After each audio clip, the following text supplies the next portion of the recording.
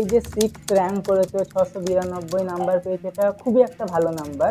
তো এর প্রিপারেশন কেমন ছিল? মানে পরীক্ষার 1 মাস আগের প্রিপারেশন, 1 মাস পরে প্রিপারেশন, এই প্রিপারেশন গুলো কেমন? প্রিপারেশন বলতে তো 9-এর শেষ থেকে শুরু করেছিলাম, তারপর বছর এগুলো। তো এই বইটা তুমি কিভাবে পড়েছিলে? টেক্সট কতটা খুঁটিয়ে? হচ্ছে কি যে টেক্সচুয়াল গ্রামার জন্য প্রত্যেকটা লাইনই পড়তে হবে, যাতে টেন্স বা আর্টিকেল প্রিপারেশন ঠিক হয় যদি পরীক্ষায় দেয়। আর হচ্ছে কি যে যে সরকার থেকে যে বইটা দেয়, বাংলার ক্ষেত্রে বলছি, বাংলার ক্ষেত্রে সরকার থেকে যে বইটা দেয় সেখান থেকে এমসিকিউ করলে সবকটা এমসিকিউ। এই যে তুমি যে প্রিপারেশন বললে যে টেস্ট পেপার সলভ করতে, মেইনলি কোন টেস্ট পেপার গুলো আমি 4টে টেস্ট পেপার সলভ করেছি। সেটা ছিল?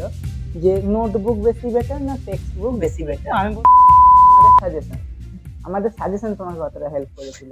দাদার সাজেশন আমি আগেও ফলো করেছি, 15 দিন আগে বা 1 মাস আগেও দেখেছি। বেশ, এবার তুমি তোমার সম্পর্কে কিছু বলো। আমার নাম সৌমাল্য চন্দ্র। আমি মাধ্যমিক পরীক্ষায় 692 নম্বর পেয়েছি এবং আমি রাজ্যে ষষ্ঠ স্থান অধিকার করেছি। আচ্ছা, এই যে 6th র্যাঙ্ক করেছো, 692 নাম্বার পেয়েছো, এটা খুবই একটা ভালো নাম্বার। তো এর প্রিপারেশন কেমন ছিল? মানে পরীক্ষার 1 মাস আগের প্রিপারেশন, 1 মাস পরে প্রিপারেশন, এই প্রিপারেশন গুলো কেমন? প্রিপারেশন বলতে তো 9-এর শেষ থেকে শুরু করেছিলাম, তারপর বছর এগুলো বিভিন্ন ধরনের প্র্যাকটিস, তারপর পরীক্ষার 1 মাস আগে বলতে যে টেস্টের পর যে টেস্ট পেপার সলভিং, তারপরে বিভিন্ন জায়গায় যেগুলো দুর্বলতা আছে সেগুলো একটু মানে বেশি করে প্র্যাকটিস করা, যাতে সেখানে দুর্বলতা না থাকে এবং যাতে সেই দুর্বলতাগুলোকে ওভারকাম করা যায়, তার জন্য বিভিন্ন মক টেস্ট দেওয়া, সেগুলো করেছি। আর 15 দিন আগের প্রিপারেশন বলতে যেগুলো পড়েছি সারা বছর ধরে সেগুলো রিভিশন করা, এইগুলো 15 দিন আগে করা হয়েছে। আর মানে পরীক্ষার 15 দিন আগে বেশি করে রিল্যাক্স করতে হবে, যাতে পরীক্ষার সময় মাথা হ্যাং না হয়েছে। হ্যাঁ, আর মেনলি এই যে পরীক্ষার সময় মাথা হ্যাং হয়ে যায়, এটা মেনলি হয় হচ্ছে পরীক্ষার আগের দিন রাতে বা পরীক্ষার হলে গিয়ে। তো সব থেকে বেশি স্টুডেন্ট হয় পরীক্ষার হলে গিয়ে, যে সব জানে অথচ গিয়ে আর কিছু লিখতে পারছে না, তার নিজের ডিপ্রেশন হয়ে যাচ্ছে। তো এই জিনিসটাকে তুমি কিভাবে কাটাবে? আর এই এই জিনিসটা বলতে যে যে যেটা হয় আর কি, যে পরীক্ষার দিন বিভিন্ন স্টুডেন্ট পরীক্ষা হলে গিয়ে বা রাস্তায় যেতে যেতে শরীর খারাপ হয়ে যায়। এবার তার জন্য মানে পরীক্ষার দিন সকালবেলা উঠে 5 মিনিট কি 10 মিনিট মেডিটেশন করা খুবই জরুরি। আর নিজেকে মানে শান্ত রাখা আর কি, সেটাই জরুরি আর কি। আচ্ছা, আর তোমার সব থেকে ভালো পরীক্ষা কোনটা হয়েছে? আমার সব থেকে ভালো পরীক্ষা ইতিহাসটাই হয়েছিল। আচ্ছা, ফেভারিট সাবজেক্ট কি ছিল? Favourite subject history and life science. আচ্ছা, এই যে তুমি যে প্রিপারেশন বললে যে টেস্ট পেপার সলভ করতে, মেনলি কোন টেস্ট পেপার গুলো তুমি সলভ? আমি 4টে টেস্ট পেপার সলভ করেছি। সেটা হচ্ছে এবিটি এর টেস্ট পেপার, ডাব্লিউবিএইচ এ এবং পর্ষদ থেকে একটা বেরোয়, আর হচ্ছে ডাব্লিউবিটিএ, এই 4টে সলভ করেছি। আচ্ছা, এই 4টে তুমি টেস্ট পেপার সলভ করেছো। আর মেনলি যে টেক্সট বইগুলো ক্লাস 10 এর কি হয়, বাংলা, ইংরেজি, অঙ্ক, এই বইগুলো সরকার থেকে দেওয়া হয়, বাকিগুলো কিনতে হয়। তো বাকি বই তুমি কিসে নিয়েছিলে? বাকি বই বলতে কি যে যে বিভিন্ন লেখকের আর কি, যেগুলো ভালো বই, যেমন ফিজিক্সের ক্ষেত্রে অভিনব পাবলিকেশন, তারপরে হচ্ছে কি যে লাইফ সায়েন্সের ক্ষেত্রে ছায়া টেক্সট বই আর কি। হিস্ট্রির ক্ষেত্রে ছায়া টেক্সট বই প্রেফার করে আমার স্যাররা। আর বাকি ভূগোলের ক্ষেত্রেও সেই প্রান্তিকের টেক্সট বই, এগুলোই ভালো এবং সেখান থেকে অনেক হেল্প পেয়েছি শর্ট কোশ্চেনের ক্ষেত্রে। আচ্ছা, একটা কোশ্চেন স্টুডেন্টদের মনে থেকে যায় সারা জীবন, তোমার হয়তো পরীক্ষার আগে ছিল, যে নোটবুক বেশি বেটার না টেক্সট বুক বেশি বেটার? আমি বলবো টেক্সট বুক বেশি বেটার, কারণ যখনই আমাদের বোর্ডের যে কোশ্চেন গুলো দেওয়া হয় সেগুলো ভালো করে দেখলে দেখা যাবে সব সবগুলোই বেসিক থেকে ভালো করে খুঁটিয়ে দেয়। এবং টেক্সট বইটা ভালো করে পড়া থাকলে সে যে কোনো কোশ্চেনই পারবে। অনেকের হিস্ট্রি, ইংলিশ কি লাইফ সায়েন্স, যেগুলো মানে শর্ট কোশ্চেনের ম্যাটার থাকে কিছু জনের, যে মানে ইংলিশে যেমন প্রিপোজিশন হচ্ছে না অনেকে বলে, আর্টিকেল হচ্ছে না, মানে টেক্সচুয়াল যেগুলো গ্রামার। তারপরে হিস্ট্রিতে অনেকে বলে শর্ট কোশ্চেন হচ্ছে না, বা অন্য সাবজেক্টের ক্ষেত্রে সেগুলো টেক্সট বই পড়লে পাওয়া যাবে, কারণ সরকারেরও নিয়ম যে টেক্সট বইয়ের বাইরে কোশ্চেন আসে না মেনলি। এখানে আমি একটা কথা বলে দিই, ওই যে বললো টেক্সট বই, অবশ্যই টেক্সট বই পড়া দরকার, কিন্তু যখন তোমাদের টেক্সট বই কিনতে হয় অবশ্যই দেখবে যে গভর্নমেন্ট থেকে বা পর্ষদ থেকে টিবি নাম্বার দেওয়া রয়েছে নাকি। টিবি নাম্বার ছাড়া বইয়ে থেকে যদি পড়ো, ওই বই থেকে কিন্তু কোশ্চেন আসার চান্স থাকে, কিন্তু ওই বইটা পর্ষদ রেকমেন্ড করে না যে ওই বইটা তোমরা পড়ো না। অনেক কম বইকে পর্ষদ টিবি নাম্বার দিয়ে রেখেছে, তো টিবি নাম্বার দেওয়া বইগুলো পড়াই ভালো। আচ্ছা, এইবার আসি ইংলিশে। এখানে কোনো বইকে টিভি নাম্বার দেওয়া নেই, যা হয় সরকারি বই একটা বই। আচ্ছা, তো এই ইংলিশ বাংলা এগুলো তো সরকারের দ্বারা একটা বই, চাইলেও আমি 3-4টে ফলো করতে পারবো না। তো এই বইটা তুমি কিভাবে পড়েছিলে, টেক্সট কতটা খুঁটিয়ে? হ্যাঁ, এবার হচ্ছে কি যে টেক্সচুয়াল গ্রামার জন্য প্রত্যেকটা লাইনই পড়তে হবে, যাতে টেন্স বা আর্টিকেল প্রিপোজিশন ঠিক হয় যদি পরীক্ষায় দেয়। আর হচ্ছে কি যে যে সরকার থেকে যে বইটা দেয়, বাংলার ক্ষেত্রে বলছি, বাংলার ক্ষেত্রে সরকার থেকে যে বইটা দেয় সেখান থেকে এমসিকিউ করলে সবকটা এমসিকিউ সঠিক হয়। ওর বাইরে এমসিকিউ বোর্ডে আসবে না, বা আসলেও হার্ডলি 100টার মধ্যে একটা কোশ্চেন আসবে বাইরে থেকে আর কি। আর ইংলিশের ক্ষেত্রে যে বইটা দেয় সেখান থেকে সব অধিকাংশ অ্যান্সার, মানে সিন সিন করার ক্ষেত্রে অধিকাংশ অ্যান্সার ওইখান থেকে আসে। ওর বাইরে কিছু পড়ার দরকার, অন্য কিছু পড়ার দরকার হয় না। এইবার ইংলিশের যে কি হয়, বাংলাটা আমি ঠিক জানি না, ইংলিশটা আমি জানি টেক্সট বই সরকার দিয়ে দিল, কিন্তু ইংলিশের ভাগ 4টে: text, unseen, grammar, writing. Grammar, unseen, writing এর জন্য কোনো রকম বই সরকার দেয় না, ওটা তোমরা নিজেরা করো, সেলফ স্টাডি নিজেরা করো। এই 3টে তুমি কিভাবে করেছিলে? প্রথমে রাইটিংটা বলি। রাইটিং এর ক্ষেত্রে তো এখন সবাই জানে এআই এর যুগ বাড়ছে, তাই আপডেটটাও হতে হবে সবাইকে। তাই আমি প্রেফার করেছিলাম যে যে রাইটিংটা লিখবো তাতে সামান্য সামান্য, বেশি না, 2 থেকে 3টে নতুন শব্দ বা নতুন স্টাইলে লেখা। মানে স্টাইল বলতে হচ্ছে লেখার ধরনটা পাল্টানো, মানে চিরাগত পদ্ধতিতে না লিখে একটু অভিনবত্ব আনা। সেটা রাইটিং এর ক্ষেত্রে ফলো করেছিলাম, মানে প্রত্যেক ধরনের প্রসেসিং যেগুলো আমাদের এসছে, প্রসেসিং, স্টোরি, তারপরে হচ্ছে নোটিস, এগুলোর ক্ষেত্রে। আবার যদি বলা হয় গ্রামারের ক্ষেত্রে, গ্রামার তো টেক্সচুয়ালের কথা বললাম আগে। আর আলাদা গ্রামারের জন্য আরো বই আছে প্র্যাকটিস করার জন্য, হাইলাইটস, রেন অ্যান্ড মার্টিন। তারপরে বাজারে যে আরো বই আছে, ডাফ এন্ড ডট, এছাড়াও প্রশ্নবিচিত্র আছে, সেগুলো প্র্যাকটিস করেছি। আর যেটা আনসিন, আনসিনের ক্ষেত্রে বইগুলোতে কিছু কিছু আনসিন দেয়। এবার আনসিন তো দেওয়াই থাকে, সেটা প্রশ্ন অ্যান্সার পর্যন্ত পড়াই যায়। আর ওয়ার্ড খোঁজা, সেটা তো মানে আরো ভালো দক্ষতা লাগে সেটার ক্ষেত্রে।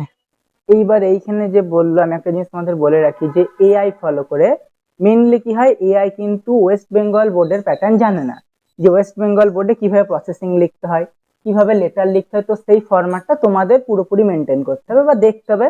এআই হয়তো একটা রাফ লিখে দিতে পারে, তোমাদের ঠিক করে নিতে হবে। বেশ, এইবার লাস্টে আসছি আমাদের সাজেশন। আমাদের সাজেশন তোমাকে কতটা হেল্প করেছিল? দাদা সাজেশন আমি আগেও ফলো করেছি, 15 দিন আগে বা 1 মাস আগেও দেখেছি। রাইটিং তো সবকটাই কমন, প্রচুর রাইটিং দিয়েছিল, সেখান থেকেই কমন এসছে।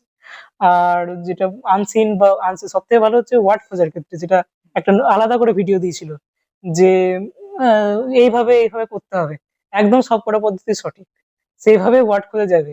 অনেকে হয়তো কমেন্ট করেছিল, দেখেছিলাম যে এভাবে হয় না বা এভাবে করা যায় না, মুখস্থ করতে হয়, কিন্তু তা নয়। ওয়ার্ড গুলো মুখস্থ করলে কোনো দিনই মনে থাকবে না। এইভাবে যে কোনটা কোন পার্টস অফ স্পিচের ক্ষেত্রে বা কন্টেক্সচুয়াল মিনিং, যেগুলো দাদা বলেছে সেগুলোই মানে সুবিধা করে ওয়ার্ড খোঁজার ক্ষেত্রে। কারণ আমার ওটা মনে হলো যে মুখস্থ করে হয় না, কত মুখস্থ করবে তুমি, কোটি কোটি ওয়ার্ড রয়েছে। অতএব তোমাকে নিজে যদি তুমি একটু এইভাবে দেখো তো পারবে, আমারও মনে হলো ওই জিনিসটা। ওইটাতে একটা কলকাতা টিচারও আমাকে কমেন্ট করেছিল যে তিনিও কোনদিন ওইভাবে ভেবে দেখেনি যে ওইভাবেও করা যায়। তো ওনারও এটা খুব ভালো লেগেছিল, আমার এই জিনিসটা খুব ভালো লেগেছে। আচ্ছা, এরপরে আসি হচ্ছে রেজাল্টের দিন। আচ্ছা, পরীক্ষা দেওয়ার পর কি মনে হয়েছিল, এই র্যাঙ্ক কি আসবে? পরীক্ষা দেওয়ার পর এক্সপেক্ট করেছিলাম ভালো রেজাল্ট হবে, তবে 1 থেকে 10 আশা করেছিলাম, তবে 6th র্যাঙ্ক আশা করিনি অতটা। আচ্ছা, রেজাল্টের দিন কেমন ছিল? রেজাল্টের দিন সকালবেলা মানে উৎকণ্ঠা তো ছিলই অবশ্যই, বাড়ির সবারই উৎকণ্ঠা ছিল এবং আশা ভরসা সবই ছিল, স্যারদেরও আশা ভরসা সব ছিল। এবার খবর চালানোর পর যখন দেখলাম অ্যানাউন্স হচ্ছে, তখন তো খুবই আনন্দ লাগলো। এবার মেনলি একটা জিনিস আমি যেটা স্টুডেন্টদের বলবো, দেখো, আহ, এই পরীক্ষাটা যখন তোমরা দেবে পুরোপুরি নিজেদের প্রিপারেশনে দেবে। কারণ এইখানে যেটা আসে পুরোপুরি মাধ্যমিকের কোশ্চেন বেসিক থেকে আসে। বেসিকের বাইরে ওই যে আমরা পড়ি অ্যাডভান্সে আসবে এইভাবে আসে না, প্রপার বেসিক থেকে আসে, তো বেসিক থেকে পড়াটাই ভালো। আর একটা স্টুডেন্টের কোশ্চেন ছিল, যেটা তোমার আমি একটা ছবি পোস্ট করেছিলাম, যেখান থেকে আমাকে হোয়াটসঅ্যাপে একজন মেসেজ করেছিল যে তুমি ইতিহাস ভূগোলের কোন বই পড়ছো। আচ্ছা, এইটা আমাকে জিজ্ঞেস করেছিল। আচ্ছা আচ্ছা, বলে দিই যে ইতিহাস ফেভারিট সাবজেক্ট ছিল, তো ইতিহাসে প্রচুর বই ফলো করতাম। স্পেসিফিক বলা যাবে না, কারণ 11টা বই ছিল। ইতিহাসে শুধু 11টা টেক্সট বই ছিল আমার। আর ভূগোলের ক্ষেত্রে স্পেসিফিক ছিল সমরেন্দ্রনাথ মোদকের বই, আর এমনি প্রান্তিকের বইটা। বেশ, এইবার আসি যেটা স্টুডেন্টদের মধ্যে সব থেকে কেউই পেরে ওঠে না বলা যায়, খুব কম স্টুডেন্ট পেরে ওঠে, যারা পেরে ওঠে তারা সাকসেস হয়। Time management. এই টাইম ম্যানেজমেন্টটা তুমি কিভাবে করতে? টাইম ম্যানেজমেন্ট বলতে এবার 9 এর শেষ থেকে যেটা বলছি যে প্রত্যেকটা সাবজেক্ট সমান সময় দিতে হবে, কারণ প্রত্যেকটা সাবজেক্টই সমান নাম্বার ক্যারি করে, 100 নাম্বার। এবার কোনো সাবজেক্টেই কম সময় বা বেশি সময় দেওয়া যাবে না, কারণ অন্য সাবজেক্টে তাহলে ক্ষতি হয়ে যাবে। এবার টাইম ম্যানেজ বলতে যে যেদিন যেরকম মানে চাপ থাকতো আর কি, যে সব সময় যে 7টা সাবজেক্ট একদিনের পড়তে হবে তা না। এবার যদি পরের দিন কোনোদিন যদি ইতিহাস বা ভূগোলের চাপ থাকতো, সেদিন বেশি সময় ইতিহাস বা ভূগোলে দেওয়া হতো, এবং সেদিনটা ফাঁকা সময়টা অন্য কোনো সাবজেক্টে। এবার পরের দিন যদি সায়েন্সের সাবজেক্ট থাকতো, তাহলে সেখানে সায়েন্স গ্রুপটা বেশি করে, আর কোনোদিন লিটারেচার থাকলে লিটারেচারটা। এবং যেদিনে এইগুলো পড়তাম আলাদা আলাদা করে, সেই সময় বেশি করে সেই সাবজেক্টটা প্র্যাকটিস করার চেষ্টা করতাম। মেনলি তুমি যেটা বলতে যে ফ্লো মেনটেন করে পড়া চালিয়ে যেতে হবে, কোনো সাবজেক্ট বন্ধ দিলে হবে না। আর একটা জিনিস, তুমি কি বছরের প্রথম দিক থেকে এইভাবে প্রিপারেশন নিয়েছিলে, না বাকিদের মতো বছরের প্রথম দিকে হয় না একটু ফাঁকি দিয়ে তারপরে টেনে দেওয়া টেস্টের আগে? অনেকে, যেমন আমাদের একটা স্টুডেন্ট রয়েছে আমি বলি, যে টেস্ট পরীক্ষায় কম নাম্বার পেয়েছিল, মোটামুটি খুবই কম, প্রায় 30 মতো পেয়েছিল। তো সে যেখানে টিউশন পড়তো তাকে সেখান থেকে বের করে দিয়েছিল যে তোকে আমি পড়াবো না, টিচার বলেছিল, সেই আমাদের বলেছে এটা। তো তারপরে সে আমাদের কাছে ব্যাচ জয়েন করে। তখন যে আমাদের ফ্রি ব্যাচে ক্লাস করে। তারপরে সে এই বছর মাধ্যমিকে যে 30 পেয়েছিল, সে ইংলিশে পেয়েছে 80। তো এই যে তুমিও কি বছরের প্রথম দিকে এইভাবেই ফাঁকি দিয়ে চলেছিলে, নাকি বছরের প্রথম দিন থেকেই ফুল প্রিপারেশন ছিল যে আমি করবোই, আমি পারবোই, এরকম একটা ব্যাপার? হ্যাঁ, বছরের প্রথম দিন থেকে প্রিপারেশন নিতে হবে, কারণ শেষের দিকে যাতে চাপটা কম থাকে, এবং শেষের দিকে যাতে বেশি করে প্র্যাকটিস করা যায়, যাতে পুরোনো জিনিস আবার না নতুন করে পড়তে হয়, নতুন করে শিখতে হয়। শেষের দিকে টেস্টের পর প্রিপারেশনটা ভালো। এবার যারা করেছে তাদেরকে বলবো যে ঠিক আছে, হতেই পারে সেটা যে আম, এবার সেটা তো হতেই পারে, তারা করেছে, প্র্যাকটিস করেছে, তারা ভালো ফল করেছে, অবশ্যই সেটাও একটা হতে পারে দিক। আর আমি আমি এটা ভেবে করেছিলাম যে যে প্রতিদিন একটু একটু করে পড়লে তবে গিয়ে হ্যাঁ, পুরোটা হবে। এটাই সঠিক প্রসেস, প্রতিদিন একটু একটু করে পড়া মাথায় থাকবে। আর যে পড়ছো সপ্তাহে একদিন পুরোনো পড়াটা পুরোটা রিভিশন দিয়ে নাও, তো জিনিসটা পুরোটা মাথায় থাকে। এইবার পরীক্ষার 1 মাস আগে তুমি কিভাবে টাইম ম্যানেজমেন্ট করছো? না, আমাদের তো পরীক্ষা হচ্ছিল মেনলি ফেব্রুয়ারির 2 তারিখ থেকে। এবার তার 1 মাস মানে মোটামুটি নতুন বছর শুরু জানুয়ারি থেকে। এবার নতুন আমি যেটা করেছিলাম আর কি, যে মানে ঘুমে বেশি সময় দিতে হবে, সে সময় রিল্যাক্স করতে হবে আগে। তারপর যে সময়টা থাকবে ওইটা বাদ দিয়ে, সেই সময় এবার যেগুলো ল্যাক আছে, যে সাবজেক্ট গুলো, সেগুলো পড়তে হবে, এবং যে সাবজেক্ট স্ট্রং আছে সেগুলো আরো স্ট্রং করতে হবে। এবার যেটা ল্যাক আছে সেখানে সেক্ষেত্রে বেশি টাইম দিতে হবে, আর প্র্যাকটিসটাও কিছু কিছু করে চালিয়ে যেতে হবে। আর এর মাঝেই 11টা থেকে 2টো এই সময়টার মধ্যেই মক টেস্টটা দিতে হবে, কারণ আমাদের পরীক্ষাও তো 11টা থেকে 2টোর মধ্যেই হয়। একদম। আর এই যে মক টেস্ট, তুমি যখন মক টেস্ট দিয়েছিলে, ফার্স্ট মক টেস্টে তোমার নাম্বার কত ছিল? ফার্স্ট মক টেস্টে যতদূর আমার মনে পড়ছে আমার নাম্বার ছিল 681।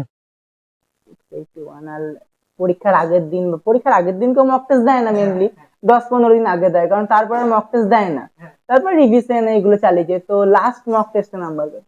লাস্ট মক টেস্টে 692 ছিল নাম্বার। 692, হ্যাঁ, যথেষ্ট ভালো নাম্বার। এই যে পরীক্ষায় তোমার মা বাবা তোমার কতটা হেল্প করেছিল প্রিপারেশনে, তোমাকে মোটিভেট করা কতটা কি হেল্প করেছিল? হ্যাঁ, মানে কি বলবো, যে ছাত্রের পেছনে তো মা বাবারই মানে ভূমিকাটা বেশি থাকে। আমার বাবা অঙ্কের টিচার, অঙ্ক তো অবশ্যই দেখাতাম যখন মানে আটকে যেত, বা অন্য সময় হেল্প করেছে সব মানে সারা বছর ধরে আর কি। আর মায়ের কথা বলতে, মা তো সারাক্ষণই পাশে থাকতো আমার, যখন রাতে বেলাতেও পড়তাম তখন আমার সাথে থাকতো। আর মানে সব জায়গায় মক টেস্ট দিয়ে আসা নিয়ে আসা সব সময় আমাকে আমার সাথে থাকতো, কোনো সময় একা থাকতে দিত না। তোমার বাবা একজন টিচার, যিনি মাধ্যমিকের খাতা দেখেন প্লাস উচ্চ মাধ্যমিকের খাতা দেখেন, অনেক বছর ধরে এক্সামিনার, ওনার এক্সপিরিয়েন্স প্রচুর। এই এক্সপিরিয়েন্স তোমার কতটা কাজে লেগেছে? এবার অঙ্কের সাবজেক্ট তো, এবার অঙ্কের সাবজেক্টে খাতা দেখেন, আমার বাবা অঙ্কের টিচার তো। এবার ব্যাপারটা হচ্ছে যে অঙ্কের যে খুঁটিনাটি বিষয়, যে আহ, এবার মাধ্যমিকের ক্ষেত্রে স্টেপ জাম্পেও নাম্বার থাকে, যেটা কিছু জায়গায় শেখানো হয় না। অঙ্কের ক্ষেত্রে স্টেপ জাম্প করা যায়, সেখানে নাম্বার মাইনাস হওয়ার চান্স নেই। যেটা আমি দেখেছি আর কি, যে অ্যান্সার কি যেগুলো বোর্ড থেকে পাঠায়, সেখানে মানে পার্ট পার্ট করা থাকে মার্কিং, যে এইটা করলে এত নম্বর, এটা করলে এত নম্বর, এবং লাস্টে উত্তরটা মিললে ফুল মার্কস, এরকম থাকে। এবার সেটা দেখার পরে মানে মোটামুটি ধারণা এসেছিল যে আম, কিছু লাইন বাদ দিয়ে তাড়াতাড়ি স্পিডে অঙ্ক করা যাবে। আর বোর্ডে খুব যে কড়াকড়ি করে খাতা দেখে তা নয়, মোটামুটি বেসিক থেকে করলে আর যেটা সঠিক জিনিস সেইটুকু করলেই হয়ে যায়। এই জিনিসটা তুমি পেয়েছো এর আগে, তুমি দেখেছো যে খাতাগুলো, যেহেতু আমরা খাতা দেখছেন অনেক বছর ধরে, যে বোর্ড থেকে যেটা পাঠাচ্ছে সেই গাইডলাইন মেনে কিভাবে নাম্বার দেওয়া হয়, এইটা তোমাকে ভীষণভাবে হেল্প করেছে। এবার তোমার মাধ্যমিক হলো, এইবারই নানান দিকে অনেক রকম পথ খুলে যায়। এখন তুমি কি নিয়ে পড়ছো আর কি হওয়ার ইচ্ছা? আমি পিওর সায়েন্স নিয়েছি, মানে ফিজিক্স, কেমিস্ট্রি, ম্যাথ আর বায়োলজি, এবং ভবিষ্যতে ডাক্তার হওয়ার ইচ্ছা আমার। আচ্ছা, তোমার ভবিষ্যতে ডাক্তার হওয়ার ইচ্ছা, তার মানে নিটের প্রিপারেশন নিচ্ছ, স্টার্ট করেছো? হ্যাঁ, নিটের প্রিপারেশন স্টার্ট করে দিয়েছি, মার্চ থেকে স্টার্ট করে দিয়েছি। আচ্ছা, বেশ, ঠিক আছে। তাহলে এইবার তুমি যদি নিটই করলে, তাহলে হঠাৎ করে ম্যাথ? কারণ হচ্ছে কি যে অনেকে ভাবে যে নিটের প্রিপারেশন তো বায়োলজি লাগে, কেন ম্যাথটা আছে। এবার প্রশ্নটা হচ্ছে কি যে মানে ভালো প্রশ্ন নয়, কারণ এই যে ফিজিক্স বা ফিজিক্স করার জন্য ম্যাথটা অনেকটা ইম্পর্টেন্ট। ফিজিক্সটা গোটাটাই দাঁড়িয়ে আছে ম্যাথের উপর ভিত্তি করে। আর কেমিস্ট্রিটাও অনেক ক্ষেত্রে কেমিস্ট্রির যে অঙ্কগুলো সেগুলো ম্যাথের উপর নির্ভরশীল, তাই ম্যাথ বাদ দিয়ে ফিজিক্স ইম্পসিবল। আচ্ছা, নিটের একটা পেপারও এখন অব্দি দিয়েছো, যে আগের বছরে যে পেপার গুলো একবার সলভ করার চেষ্টা করেছো? না, এখনো করিনি, এখনো তো সবে শুরু, এবার শেষ হোক, একটু এগোক। তুমি এখন ক্লাস 11-এ পড়ছো, তো সিনিয়র এখন। তো তুমি অ্যাজ এ সিনিয়র, যারা মাধ্যমিক দেবে, যারা জুনিয়র তোমার 2027-এ, তার সেই সব ক্যান্ডিডেটদের জন্য তুমি কি মেসেজ দেবে বা কি অ্যাডভাইস দেবে? তাদেরকে বলবো হচ্ছে কি যে প্রত্যেকটা সাবজেক্টই তো সমান, এবার প্রত্যেকটা সাবজেক্টে সমান গুরুত্ব দিতে হবে। আর কোনো স্টুডেন্টের উইকনেস বা কোথায় কোন জায়গায় স্ট্রং আছে সেটা সে নিজেই জানবে। উইকনেস গুলোকে আস্তে আস্তে ধীরে ধীরে, কারণ এখনো বছরে প্রচুর টাইম আছে, সেগুলোকে মানে ঠিক করার বা কারেক্ট করার চেষ্টা করতে হবে। আর যত তাড়াতাড়ি সম্ভব নিজের বইয়ের মানে 7খানা বইয়েরই সিলেবাসটা শেষ করে ফেলতে হবে এবং বেশি বেশি করে প্র্যাকটিস করতে হবে, কারণ প্র্যাকটিসই সাকসেসের দিকে নিয়ে যাবে। Practice makes man perfect. Practice যত করবে তত ভালো। এই যে সৌমাল্য এত ভালো রেজাল্ট করেছে, এত ভালো র্যাঙ্ক করেছে, অ্যাজ এ গার্জিয়ান আপনাদের কেমন লাগে? আমাদের তো মানে ভীষণই ভালো লাগছে, এত আনন্দ, এটা তো মানে প্রকাশ করা যায় না মুখে। মানে আমার তো আনন্দে চোখ দিয়ে জল বেরিয়ে গেছিল সেই মুহূর্তে। কারণ ও এটা পুরোটাই ওরই কৃতিত্ব, ও প্রচন্ড খেটেছে বলেই এটা হয়েছে। ওর নিজের ভেতর থেকে যদি না ও খাটতো তাহলে এত বড় অ্যাচিভমেন্ট তো পেতো না না। তা আমাদের খুবই ভালো লাগছে, খুবই আনন্দ। আচ্ছা, তো আপনি ধরুন সৌমাল্যকে গাইড করেছেন আপনারা দুজন, হ্যাঁ, তো গাইডেন্সও এতটা র্যাঙ্ক করেছে, তো এইবার যারা মাধ্যমিক দেবে তাদের আপনারা কি সাজেশন দেবেন, যে তারা কিভাবে প্রিপারেশন নেবে? ও যেটা বললো, তারা প্রিপারেশন মানে ওই বই খুঁটিয়ে পড়তে হবে, মানে সিরিয়াস ভাবে তাদেরকে প্রত্যেকটা লাইন খুঁটিয়ে পড়তে হবে। আর গার্জেনদের কথা বলবো, সবসময় মানে নিজের সন্তানের পাশে থাকতে হবে, উৎসাহ দিতে হবে। কোনো সময় যে একটু হয়তো পড়ছে না বলে বকা, সেটা না করে সব সময় তাকে উৎসাহ দিয়ে যেতে হবে, তবেই সে পারবে। সৌমাল্যর ক্ষেত্রেও সেইটা, সৌমাল্য কিন্তু মানে টানা যে একবারে ঘন্টার পর ঘন্টা একভাবে পড়ে গেছে সেটা কিন্তু ও পড়েনি। ও একটু রিল্যাক্স করতো, একটু পড়তো, মানে ও নিজেরটা নিজের টাইম মেনটেন করে নিত। ঘন্টার পর ঘন্টা পড়লেই যে হবে পড়াটা সেটা না, নিজেকেও একটু মাথাটাকে রেস্ট দিতে হবে। তা আমি এটাই বলবো, নিজের সন্তানের জন্য পাশে থেকে উৎসাহ দেয়, তাহলেই হবে। টাইম ম্যানেজমেন্টও নিজের মধ্যে ঠিক করে হ্যাঁ হ্যাঁ, নিজের মধ্যে, এটা পুরোটাই নিজের উপর। স্যার, এবার সৌমাল্য এই যে এত ভালো র্যাঙ্ক করেছে, আপনিও একজন টিচার, তো এইবার আপনার কেমন লাগছে এত ভালো যে ছেলে এত ভীষণ ভালো র্যাঙ্ক করেছে? গর্বের রেজাল্ট, আমরা খুব খুশি, ভীষণ গর্বিত অনুভব করছি। আচ্ছা, আর আপনি সেম, যে যারা সামনের বার মাধ্যমিক দেবে তাদের আপনি কি মেসেজ দেবেন বা কি সাজেশন দেবেন অ্যাজ এ টিচার বা অ্যাজ এ গার্জিয়ান, আপনি কি বলবেন? পড়াশোনাটাকে ভীষণ ভালোবাসতে হবে, মন থেকে ভালোবাসতে হবে, পড়াশোনা পড়ে আনন্দ পেতে হবে, পড়ে আনন্দ না পেলে ভালো কিছু হবে না। পরীক্ষায় যথেষ্ট আগে থেকে সবকিছুই লিখে লিখে প্র্যাকটিস ছাড়া খুব ভালো রেজাল্ট হওয়া সম্ভব নয়। প্রত্যেকটা জায়গায় লিখে লিখে প্র্যাকটিস করতে হবে, 7টা সাবজেক্ট। আর আপনাকে আমি জিজ্ঞেস করবো, যেহেতু আপনি গার্জেন, সৌমাল্য তাও দিনে কতক্ষণ পড়তো? ওর তো ধরাবাঁধা রুটিন পড়েনি, ধরাবাঁধা রুটিনে পড়েনি, ও প্রাইভেট টিউশনি বা স্কুলের বাদে যখন যখন যেমন ইচ্ছা হয়েছে সেইভাবেই ও পড়াশোনাটা করেছে। ধরাবাঁধা রুটিনে কখনোই যায়নি। তাও অন অ্যাভারেজ কত ঘন্টা পড়তো? হ্যাঁ, লেখাপড়া তো অবশ্যই করেছে। হ্যাঁ, 7-8 ঘন্টা তো করে অবশ্যই করেছে। স্কুল টিউশনের বাইরে, তাই তো? সবসময় স্কুল টিউশনের বাইরে 7-8 ঘন্টা বেরিয়ে আসবে না, করেছে যখনই সুযোগ পেয়েছে লেখাপড়াটা করেছে।